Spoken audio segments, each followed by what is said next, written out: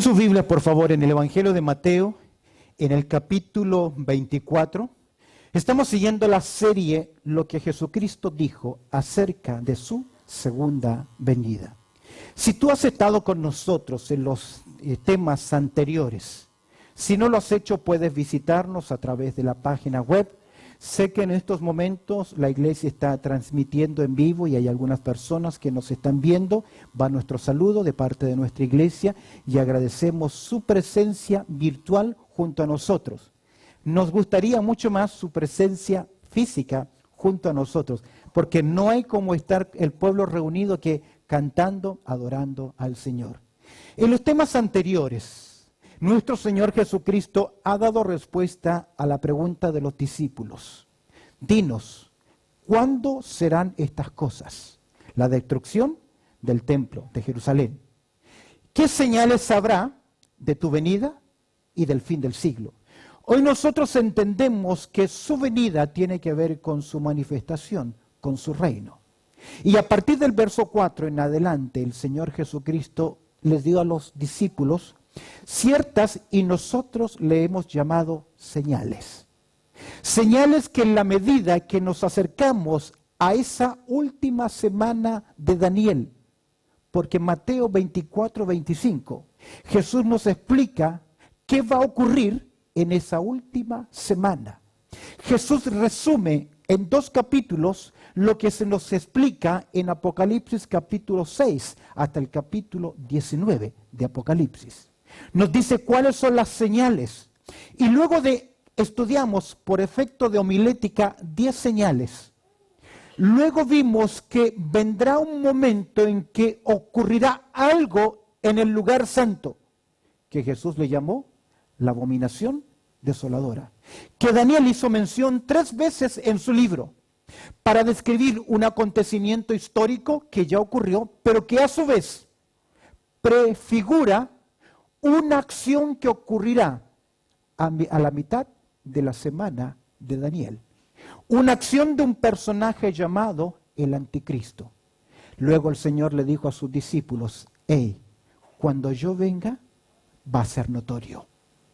Porque la señal definitiva será la propia persona de Jesús viniendo del cielo. ¿Con qué? Con poder y gran gloria. Y todo ojo le verá.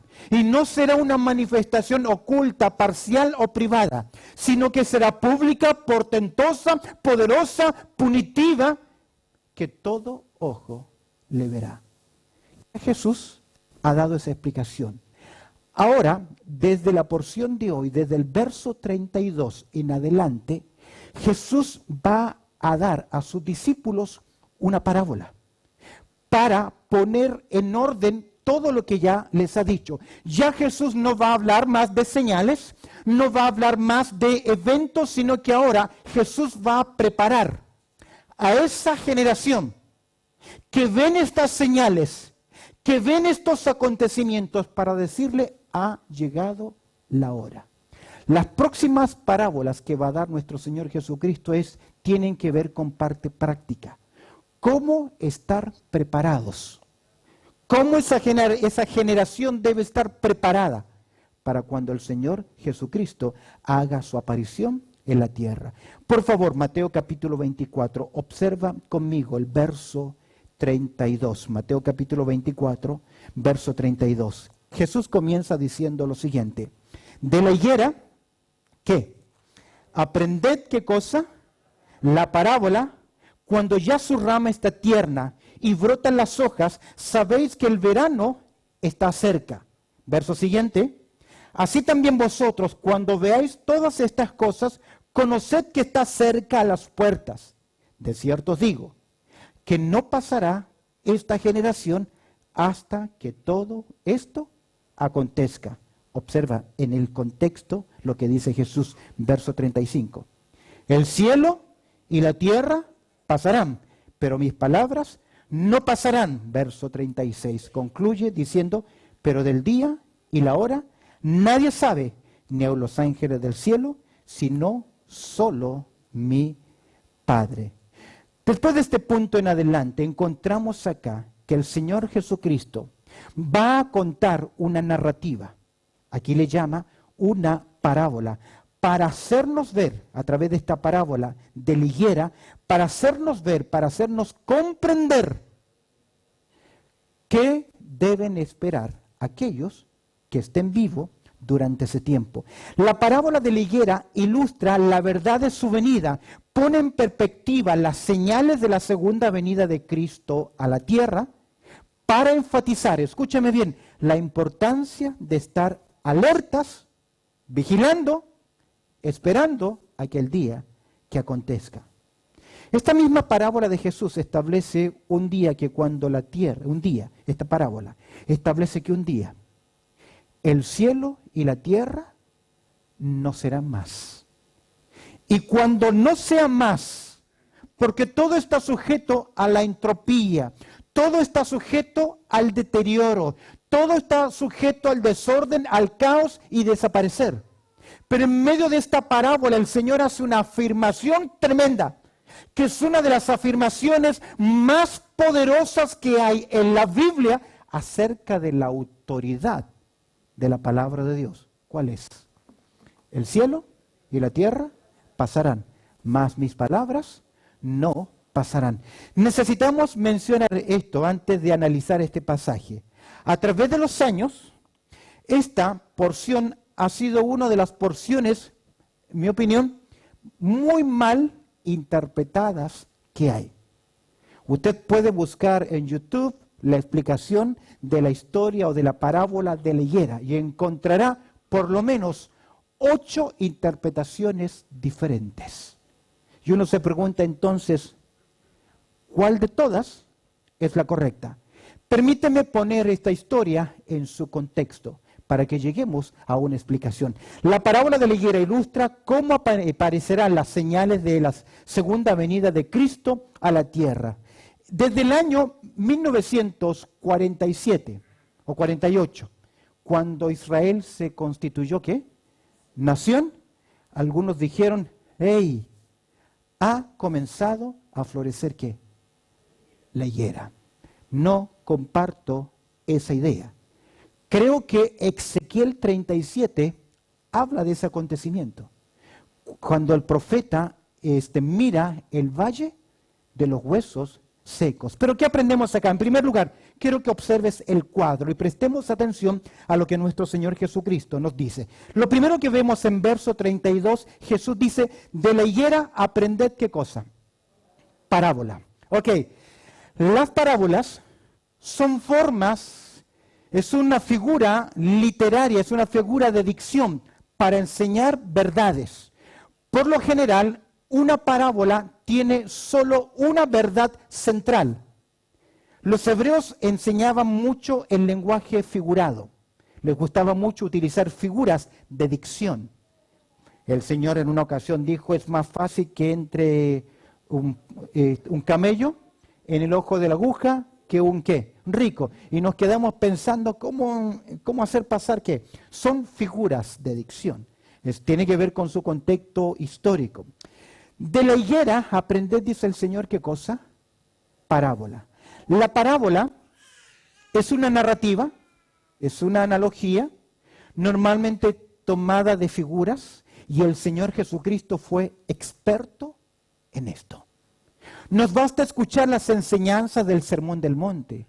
Mateo capítulo 13, cuando Jesús habla de la tierra, del grano, de las ovejas, para enseñar verdades con simplicidad.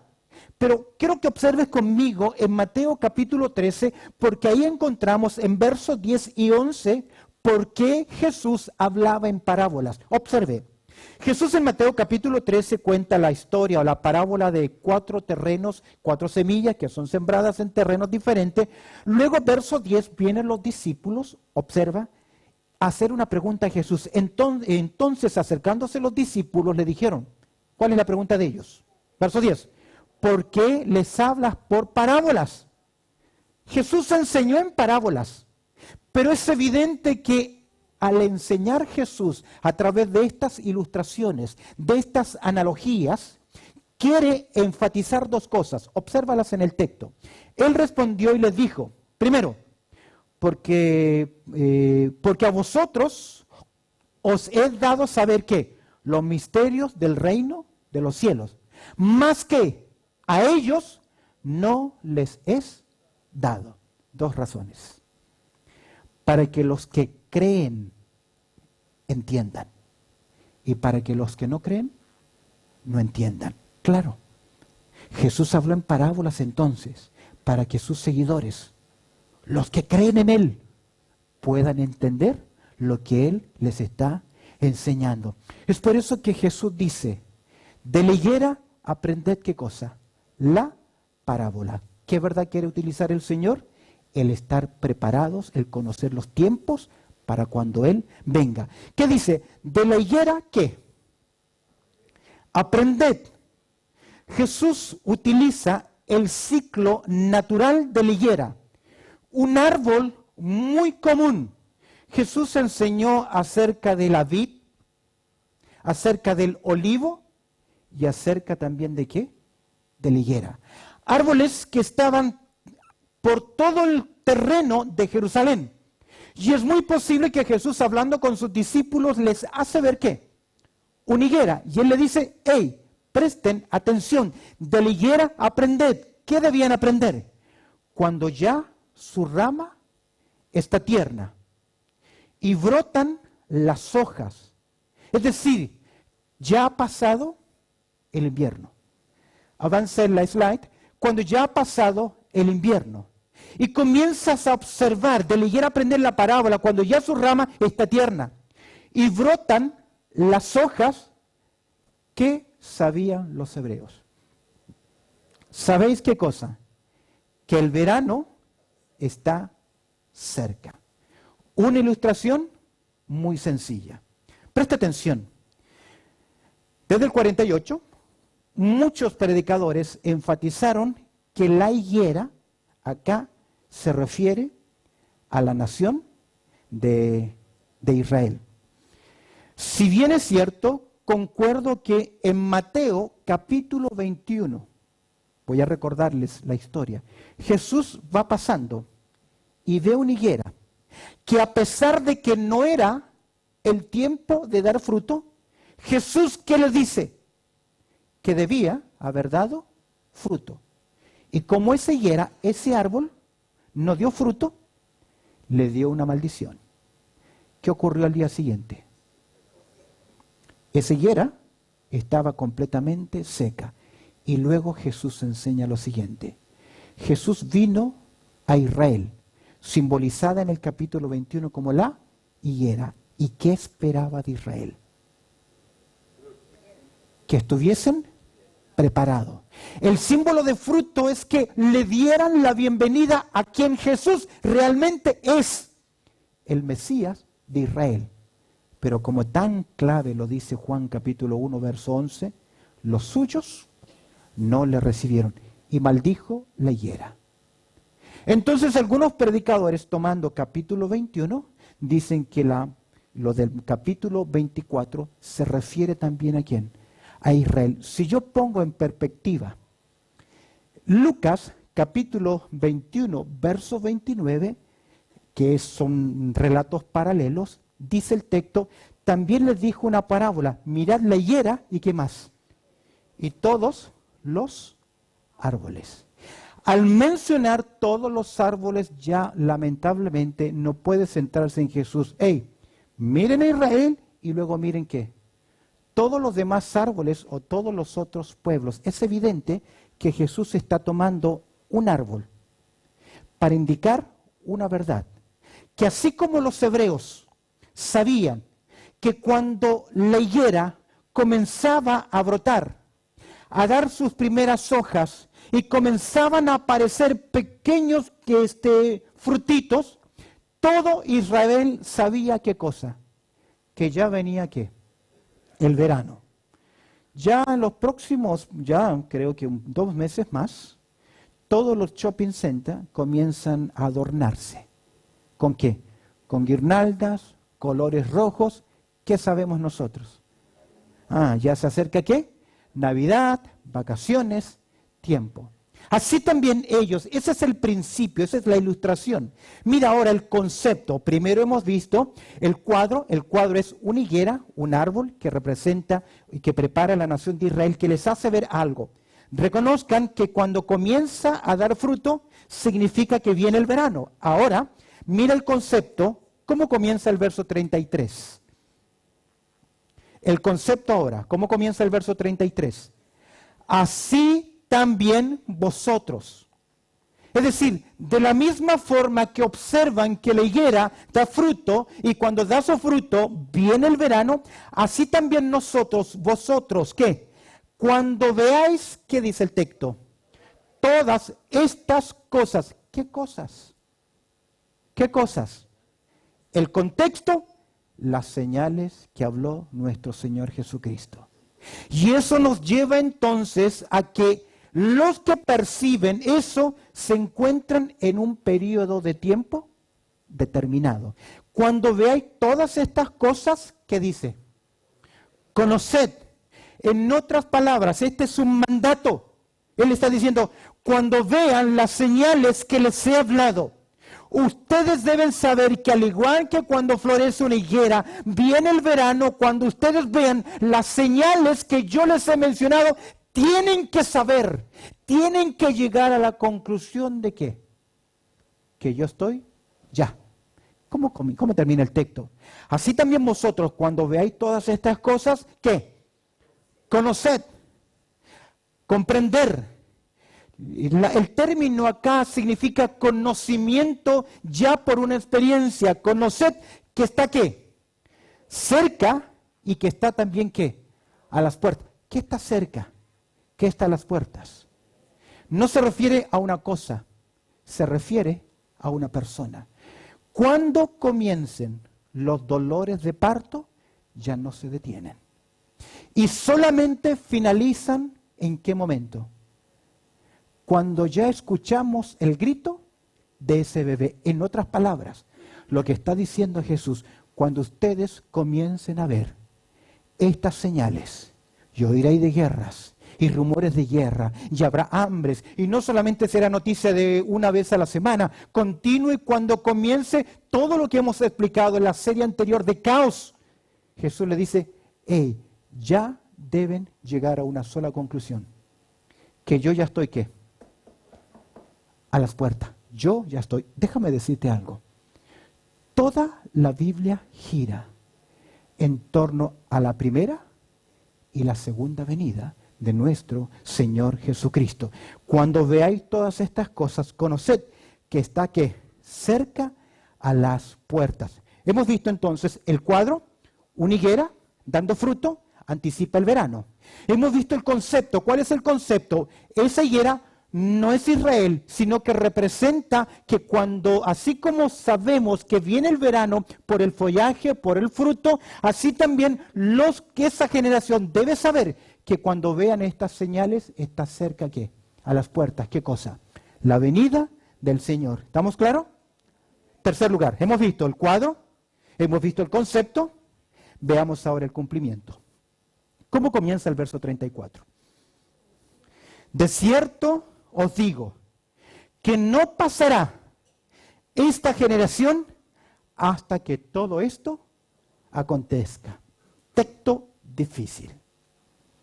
Se ha explicado mucho qué generación es. Desde el 48, la mayoría de los predicadores nos dijo que esa generación eres tú y soy yo. Porque vimos en el 48 que la higuera floreció. En otras palabras, que Israel fue reconocida por las Naciones Unidas como ¿qué? Como nación. Tomó tiempo para que se estableciese la capital. Tomó tiempo para que los judíos tomasen su terreno, tomasen su lugar.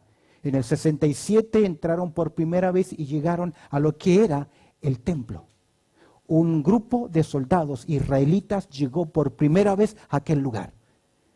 Pero se encontraron que el templo había ya una ofrenda o un lugar dedicado ¿a quién? A Mahoma. Y no pudieron hacer. Se alegraron por estar en el lugar santo del templo, pero no pudieron hacer Absolutamente nada. Ya por los 80 se reconoce Jerusalén como principal ciudad del Estado de Israel. Y algunos han dicho, no pasaría esa generación hasta que Cristo viniese. Lo único que se equivocaron en la fecha, y lo vamos a ver al final. Ellos dijeron que esa generación son 40 años. Luego, como los 40 años pasaron, dijeron, no, una generación bíblica son 70 años. ¿El problema cuál es? Que la higuera no representa aquí a Israel, sino que representa las señales de la segunda venida de Cristo. Por lo tanto, cuando Jesús dice, de cierto os digo, esta es una afirmación, por eso hablo de cumplimiento. Esta palabra comienza con amén, amén, en el texto griego. ¿Qué significa amén? Así es o así sea. Cuando una frase comienza con amén, es una declaración jurada. ¿Qué significa una declaración jurada? Significa que lo que yo estoy afirmando, lo que yo estoy diciendo es que cierto, es verdadero. Y Jesús nos dice acá el cumplimiento. Él dice, cuando comiencen las señales, cuando ustedes comprendan la ilustración, la parábola de la higuera, de cierto os digo, verdaderamente os digo, que no pasará, ¿qué cosa? Esta generación, hasta que todo esto acontezca. ¿Qué es lo que tiene que acontecer? Lo de Mateo 24, 25. La pregunta es, ¿quién es esta generación? Varias interpretaciones. No las voy a dar, pero una de las interpretaciones más clásicas y más comunes corresponde que se refiere a todos nosotros. ¿Sabe cuál es el problema? Que creemos que antes que comience la última semana de Daniel, ¿qué ocurre con la iglesia, con los creyentes? Son arrebatados. ¿Quedará gente acá que va a creer? ¿Se va a predicar el evangelio? Sí. ¿Qué evangelio? El evangelio del reino. ¿Lo predicarán quiénes? Los 2 testigos en Jerusalén. ¿Los predicarán quiénes? Los 144,000 en el mundo entero. ¿Lo predicarán quién? El ángel que anuncia el evangelio eterno. Muchos se van a convertir. Y esa generación, los que están viendo esas señales, dice el texto, no va a pasar esa generación. ¿Por qué? Porque el tiempo de dolor, el tiempo de angustia para Jacob, el tiempo de tribulación no es per seculum seculorum. No es para siempre. ¿Cuánto durará el tiempo de la tribulación? 7 años. Y Jesús dijo que si aquellos días no se les pusiese el límite, nadie quedaría con vida. Por lo tanto, esa generación, ¿quién es? Los que estén vivos, viviendo ya durante la última semana de Daniel. Deben comprender, deben entender que el Señor viene pronto. Antes de que ocurra ese acontecimiento que ocurre con la iglesia. Es arrebatar. Permíteme en 2 minutos, quizás más o menos, mostrarte un cuadro de 4 posturas que hay, iglesias creyentes, y es posible que usted tenga una postura escatológica diferente con respecto, escúchame bien, al arrebatamiento de la iglesia. Permíteme mostrarte las 4 posturas. Primero, la primera de ellas se llama arrebatamiento pretribulacional. ¿Qué significa esto? Que si esto es la tribulación, pre es antes. Es decir, que antes que comience cualquier indicio o señal del tiempo de la tribulación, la iglesia es tomada y llevada al cielo. Personalmente creo que esta es la posición más acorde al tenor de las Escrituras. ¿Cómo se llama esto? El arrebatamiento pretribulacional. En segundo lugar, existe otra escuela. La otra escuela que es el arrebatamiento parcial.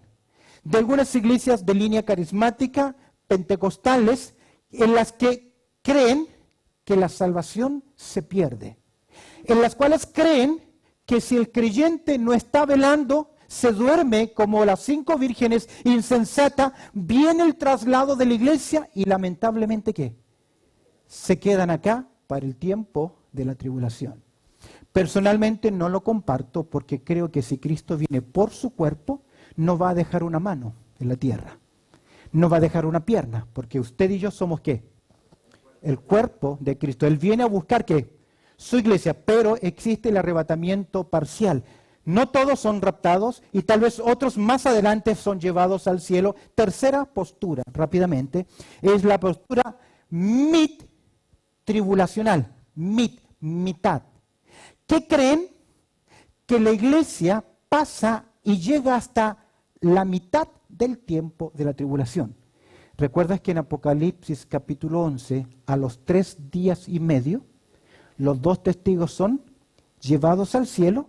Ellos dicen, a la mitad del tiempo de la tribulación, la iglesia, que comenzó en el día de Pentecostés, es llevada al cielo. Entonces tenemos los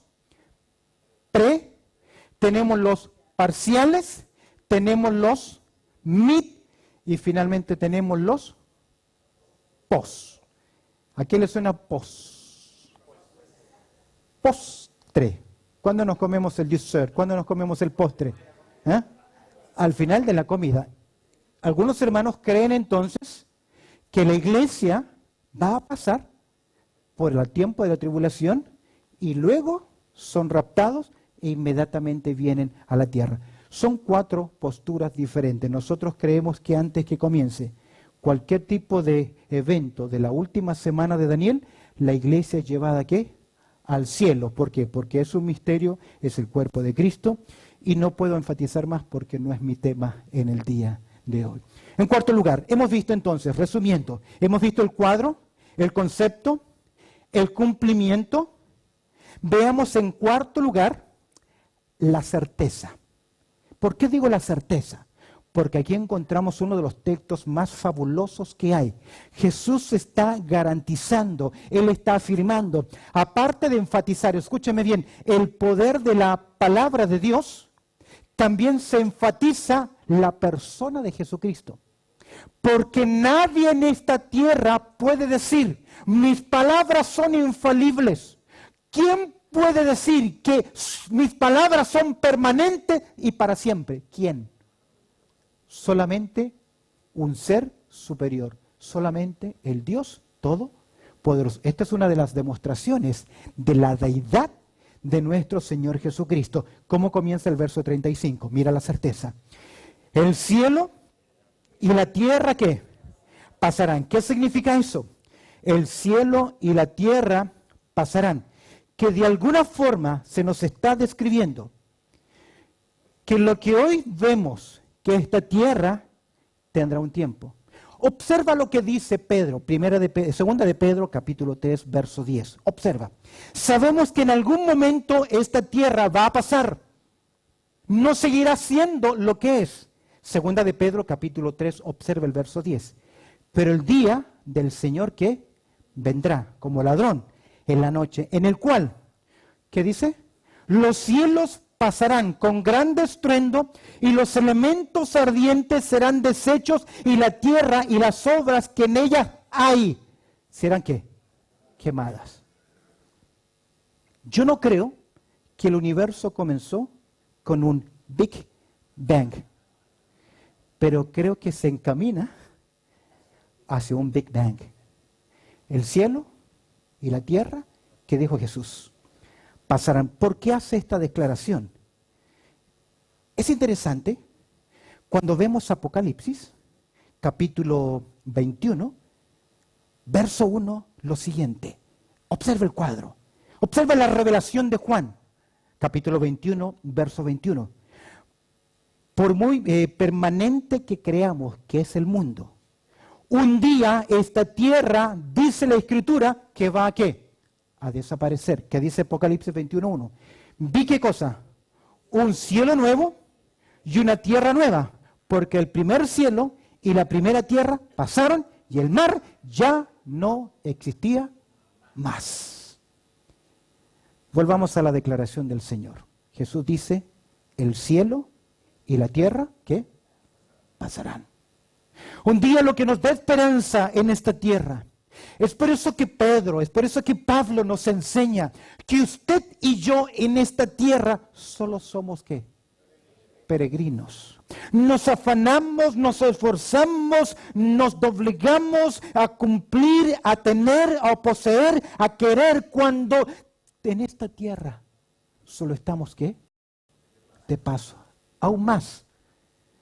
Usted sabe que hoy está siendo cada vez más difícil ser ciudadano australiano.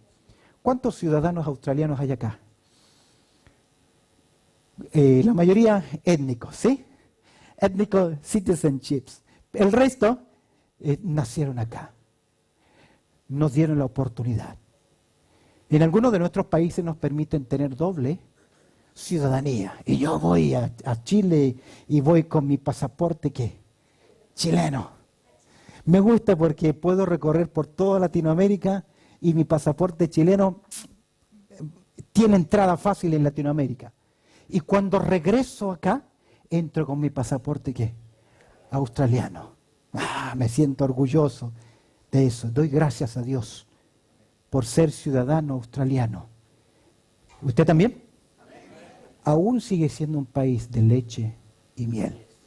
Lo es una bendición. Es por eso que hay tanta gente queriendo aún poder entrar. Pero ¿sabe qué dice Pablo? Que su ciudadanía y mi ciudadanía, ¿dónde están? Aleluya. ¿Dónde? En los cielos. Amén. ¿Es su ciudadanía? ¿Es miembro de esa ciudad real, celestial? Amén. Es por eso que usted en esta tierra solamente es, ¿qué? Peregrino y extranjero. Pero ¿por qué nos llenamos de tantas cosas que no nos vamos, ¿qué? A llevar? Y nos afanamos por querer pasar bien, estar bien. Se nos va la vida. Siguiente slide, que dice, el cielo y la tierra pasarán. Pero, mira, ¿quién es ese mis? ¿Quién está hablando ahí? Jesús. Su palabra, que no va a pasar jamás. ¿Recuerdas lo que dijo el profeta Isaías, capítulo 40, verso 8? Todos juntos, ¿qué dice? Sécase la hierba, marchítase la flor, ¿qué? Mas la palabra del Dios nuestro, ¿qué? Permanece para siempre. No hay nada que pueda ocurrir o que impida el cumplimiento de ¿qué? De la palabra de Dios. ¿Lo tiene? Nada puede ocurrir, nada va a pasar que impida que Dios cumpla su palabra. Lo que Él ha dicho se va a cumplir. ¿Por qué? Porque puede pasar lo más firme, lo que nos da mayor seguridad y estabilidad. Pero su palabra no pasará jamás. Pero algunos han dicho, no, yo no creo que venga. Y de hecho, no ha venido. Observa 2 de Pedro, capítulo 3, verso 9. ¿El Señor qué? No retarda su promesa. ¿Según qué? Algunos las tienen, ¿qué? Por tardanza. Dicen, seguro que va a venir. Acá me quedo sentado esperando que venga. Mira lo que dice Pedro. El Señor no retarda su promesa, según algunos la tienen por tardanza. ¿Por qué no ha venido el Señor? ¿Por qué no ha venido el Señor? Sino que es paciente para con nosotros, no queriendo que ninguno perezca, sino que todos procedan al arrepentimiento. Yo creo en la soberanía de Dios y yo creo que los salvos son elegidos por Dios. Lo dice Pablo en Efesios capítulo 1, verso 4. ¿Cómo funciona la soberanía de Dios? No lo sé. Pero Dios ha elegido a personas para que sean salvas. Hay, para entenderlo, por así decir, un listado. Y cuando ese último de los escogidos sea salvo, el Señor ¿qué? Va a venir. Puede que ocurra hoy, esta noche. Puede que tal vez el último de los que tienen que ser salvos seas tú. que vienes a la iglesia, asistes, pero nunca has tomado la decisión importante en tu vida de recibir a Cristo como tu Salvador personal. Debes hacerlo. Y mientras antes, es mejor. Por eso tal vez te hago esta pregunta. ¿Eres salvo? ¿Eres salva? ¿Has llegado al convencimiento en tu vida espiritual de que si hoy mueres, vas al cielo? Es la decisión más importante en la vida que una persona pueda tomar. ¿Por qué? El cielo y la tierra pasarán. ¿Pero qué? Mis palabras no pasarán. ¡Qué tremendo! Observa Isaías capítulo 55, verso 11. Isaías capítulo 55, verso 11. ¿Qué dice el Señor? Así será mi palabra que sale de mi boca. ¿Qué? No volverá a mí vacía, sino que hará lo que yo quiero y será prosperada en aquellos para quien, ¿qué? La envié. Dios cumple su palabra. Y Él está afirmando, cuando vean estas señales, sabrán qué cosa. Que yo ya estoy cerca. Aunque Salmo capítulo 2 profetiza que previo a la venida de Cristo a esta tierra, las naciones se van a unir, consultarán unidas, harán una alianza mundial. La alianza mundial será, nos vamos a oponer a Dios y al Rey Mesías que viene, y se prepararán tecnológicamente para impedir que venga el Rey de Reyes y el Señor de Señores. ¿Sabes qué dice el Salmo 2? Que el que está en el cielo se reirá de ellos. ¿Por qué? Porque no hay nada que usted y yo, que el hombre, que la humanidad, en todo su conjunto, puedan hacer algo para alterar lo que Dios ha dicho que va a ocurrir. Ahora, esto me hace reflexionar. Si Dios ha dicho, el alma que pecare, esa morirá.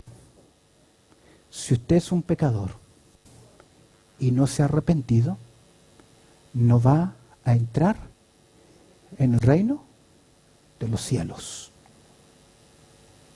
Porque no es cuestión de que levanté mi mano y repetí una oración. Debe haber en ese hombre, esa mujer, que tuvo un encuentro con Cristo, un cambio de vida. De modo que si alguno está en Cristo, nueva criatura es. Las cosas viejas pasaron. Se lo digo a mis hijos y se lo seguiré repitiendo. No porque ellos repitieron con papá o mamá, con alguien en la iglesia, una oración significa que ya son salvos. No. El creyente, el Hijo de Dios, evidencia en la trayectoria, en su vida, que pertenece a Cristo y que la prioridad de su vida es el Señor. Si no lo es, algo está mal. El cielo y la tierra pasarán, pero mis palabras no pasarán. Termina la porción de Jesús sobre un cronómetro. Nos dice que cuando Él venga, ¿cuál es el cronómetro? Ningún ser humano lo va a saber. No hay hombre en esta tierra que lo pueda saber. Por ahí alguien dijo, el Señor me dio una experiencia y yo fui al cielo y vi al Rey de Reyes y Él me dijo que ya está. Ningún hombre lo sabe. Es que yo siento que ya viene. Perfecto, pero no lo sabe. Debemos vivir con ese sentimiento que Él viene ya. Pero usted no lo sabe. ¿Qué dice el Señor? Pero el día y la hora que nadie sabe, ni los ángeles de los cielos, sino solo que mi Padre. Mira, en primer lugar, ningún ser humano lo sabe. Los ángeles que están ¿en dónde? En los cielos. Oye, Bueno, no tengo el tiempo, pero la actividad angelical será tremenda. Recuerda que cuando Él venga, ¿enviará a quién? A sus ángeles. ¿Pero ellos qué? ¿No lo saben? Lo omite Mateo, pero lo afirma Marcos, que el Hijo del Hombre en ese momento, en su humanidad, tampoco ¿qué? Lo sabía. ¿Quién lo sabe? Solamente ¿qué? El Padre. Es por eso que, mis queridos, que el Señor viene. Amén. Y Él viene ya. Y no hay nada que lo impida. Él va a venir. Pero antes que se ocurra esta tremenda actividad en esta tierra, yo me voy con el Señor. No sé usted. Me voy con Él. ¿Podemos descansar en qué? Dios tiene que el control de todo lo que pasa. ¿Amén? No les escucho. ¿Amén? Y lo que ha determinado, ¿qué? Se va a cumplir. Dios lo dijo a través del profeta Isaías. Su palabra se va a cumplir. Él lo anunció y lo dijo. Segundo lugar, Dios tiene el control de todo lo que pasa. Mira, en segundo lugar, es un desafío para usted y para mí. Conocer y ¿qué más? Confiar en la palabra de Dios. Amén. ¿La conoce? Si no la conoce, la iglesia tiene oportunidades para que usted la conozca. Venga. Hay estudio bíblico miércoles, estudio bíblico mediodía, viernes a la tarde. Hay escuela dominical. Venga, conozca y confíe en la palabra de Dios. Y por último, como conocedores de la palabra de Dios, somos responsables ¿de qué? De velar, porque el Señor viene. Amén. Amén. ¿Cree la palabra? ¿Cree que se cumple? ¿Está viviendo la palabra? Amén. Esta es una reflexión para nosotros. Porque Jesús dice, si me amas, guarda mis mandamientos. Inclinamos nuestro rostro y oramos al Señor. Bendito Padre Celestial, te damos gracias por tu amor, también por tu cuidado y la oportunidad que nos concedes de poder, Señor, estar en este lugar celebrando tu presencia, Señor, cantando a tu nombre y escuchando esta parábola de la higuera, pero esa declaración tan preciosa. El cielo y la tierra pueden pasar, mas tus palabras no pasarán. Y lo que tú has dicho, Señor, que va a venir sobre esta tierra, se cumplirá. Pero también nos has prometido a nosotros, yo te guardaré de la hora de la prueba que ha de venir sobre el mundo entero, por cuanto has guardado la palabra de mi paciencia. Porque no nos has puesto para ira, sino para salvación. Pues ninguna condenación hay para los que están en Cristo Jesús. Añade tu bendición, Señor, y que tal vez hoy, con un corazón quebrantado, sencillamente podamos decir, gracias, Señor, gracias, Señor. En Cristo Jesús oramos. Amén y amén.